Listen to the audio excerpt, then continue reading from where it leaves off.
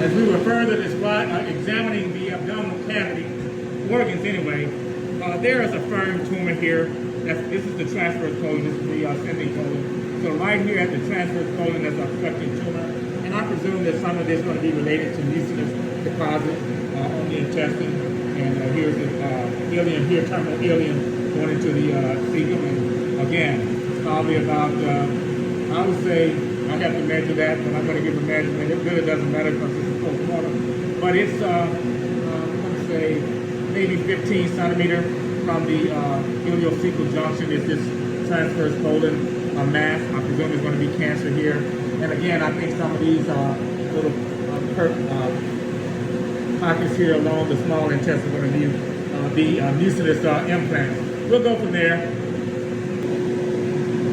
Reviewing the chest cavity after the breastplate has been removed, there were more than 1,000 cc's of serosanguineous fluid in the bilateral chest cavity. Some of that is procedural fluid. But you can see that there's free air in the pericardial sac area. The organs are otherwise in their usual anatomic orientation. Well, we had previously talked about the abdominal organs. We'll take it from there once we get the block out. There is extensive peri-aortic and peri-lymph node, peri-venous lymphadenopathy. Here's one lymph node that I shelled off the vena cava in the pelvic area, and I bisected it, and you can see that it's basically chock full of tumor. There was more extensive lymphadenopathy around those vessels in the abdominal, posterior retroperitoneum, as well as in the distal abdomen and pelvis.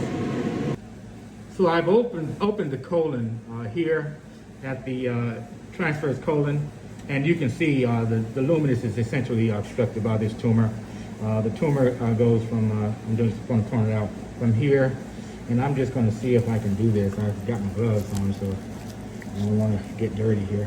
Anyway, the tumor goes from here all the way to here, so you're looking at least about 9 centimeter in diameter, maximum diameter. And you can see it's all necrotic debris in the lumen here, but all this is tumor. So yeah, it's obstructed right here, as you can see. See if I can just take another section through here, but it's all obstructed here. Yeah. See, that's all necrotic tumor there. You can see this is all tumor. Here's the colonic wall here. You can see some adipose tissue. So we're going all the way through the wall here. So quite an obstructive fungating tumor in the transverse colon. We're viewing the liver after it's been dissected. Anyway, you can see that there are multiple tumor nodules.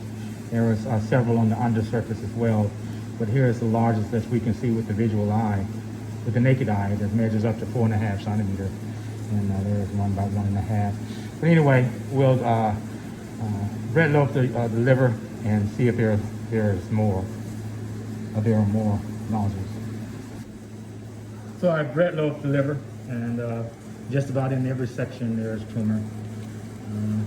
You see tumor nodule. You see in this plane here, there, in the lower sections, there's tumor nodules. There's one here, multiple nodules. There's a larger one, even larger on the surface that I showed you earlier. And you can see it at a distance too. So extensive tumor nodules, various sizes. We're viewing the breastplate after the skin has been folded over. You can see that there's a reduced amount of fatty tissue. Muscular development is normal. There's a third spacing and dematous changes in the soft tissue. As we go down into the abdominal cavity, you can see that the organs are in their usual anatomic orientation. I drained more than 1,500 cc's of serosanguineous fluid. As you can see, some residual there. We'll go from there. There is something there that we'll further describe.